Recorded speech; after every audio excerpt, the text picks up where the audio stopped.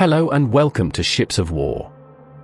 Today we are looking at a ship that became famous for her remarkable success hunting German U-boats during the Battle of the Atlantic, earning a reputation as one of the most effective submarine hunters of the entire war. In the dark and desperate years of World War II, the outcome of the war at sea depended on a long battle fought far from home. Beneath the waves of the Atlantic Ocean, German submarines hunted relentlessly. These submarines, the feared U-boats of the Kriegsmarine, patrolled the sea lanes between North America and Britain, sinking merchant ships and threatening to starve Britain. The struggle that followed became known as the Battle of the Atlantic. This was the longest continuous campaign of World War II. Victory in this struggle would not come from one dramatic battle, but from years of relentless escort work, technological innovation, and the quiet heroism of crews. Among the many ships that fought this war, a vessel would become legendary. That vessel was HMS Starling, a ship built for a new kind of war.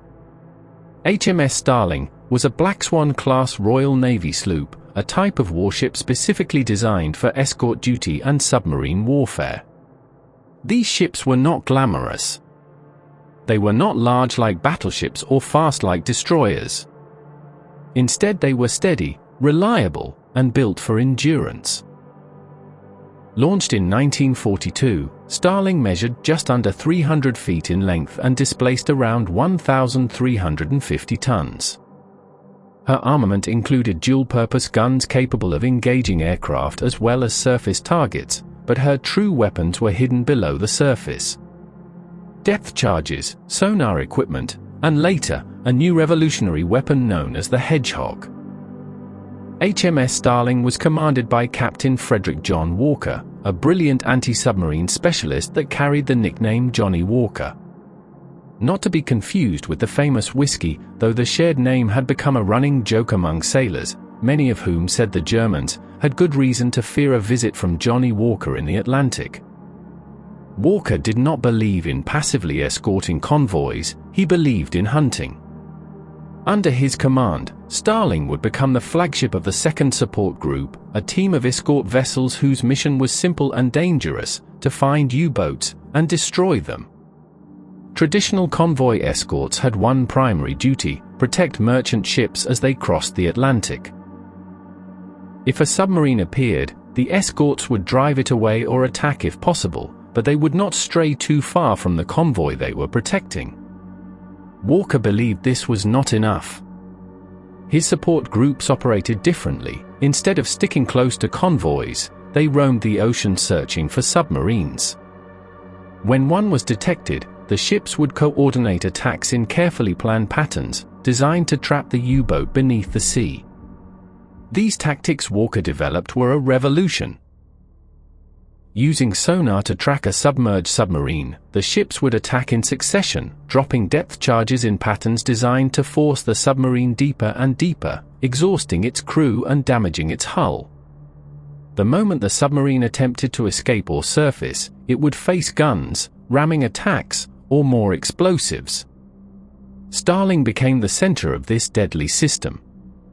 Her crew became some of the most skilled submarine hunters in the entire war. German submarines had been extremely successful in the early years of the war. Entire convoys were wiped out. Merchant sailors faced terrifying odds as wolf packs attacked. But technology and tactics were changing. Radar was improving, sonar became more reliable. And ships like Starling brought a new level of aggressive hunting to the seas. One of the most important weapons aboard Starling was a new weapon known as the Hedgehog anti-submarine mortar. Traditional depth charges exploded at preset depths. They could damage submarines, but they often missed entirely, and the explosions disrupted sonar contact. But the Hedgehog worked differently. Instead of dropping explosives behind the ship, Hedgehog launched dozens of small contact bombs ahead of the vessel. These bombs would sink silently and explode only if they struck the submarine directly.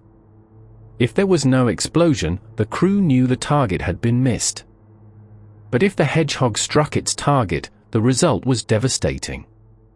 The weapon allowed ships like Starling to maintain sonar contact while attacking, dramatically increasing the chances of destroying a submarine. It changed anti-submarine warfare. Walker's support group soon became known as the Starling Flock, a nickname inspired by the way birds hunt in coordinated groups. When sonar detected a submarine, one ship would maintain contact while the others maneuvered into attack positions. Depth charges and Hedgehog mortars would rain down in carefully timed patterns. The ships operated together with remarkable precision. The hunted submarines had few options. Dive deeper and risk crushing pressure, surface and face gunfire. Or attempt to escape through the net of sonar pings and explosions. Starling often directed these operations, acting as the nerve center of the group. Under Walker's leadership, the results were astonishing. By early 1944, the Battle of the Atlantic had turned decisively against Germany. However, U-boats were still a threat, and new models with improved capabilities were entering service. For Starling and the Second Support Group, the spring of 1944 would become known as the Killing Spring of 1944, one of the most remarkable anti-submarine campaigns. In February alone, the group destroyed multiple submarines within days of each other. Then in March, within a period of weeks, Walker's ships hunted down and destroyed several more U-boats in rapid succession. Each attack followed the same relentless pattern: sonar contact, coordinated attacks, depth charges, Hedgehog strikes, and finally the destruction of the submarine. The crews became experts at reading the subtle signals of sonar echoes and underwater movements. They learned how a damaged submarine sounded. They learned the way U-boats tried to escape. And they learned how to finish them off. By the end of the campaign, the Second Support Group had achieved something extraordinary. No other anti-submarine group in the Royal Navy had destroyed so many submarines so quickly. And at the center of it all was Starling.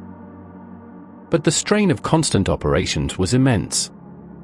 The crews of these escort ships spent weeks at sea, often in brutal weather.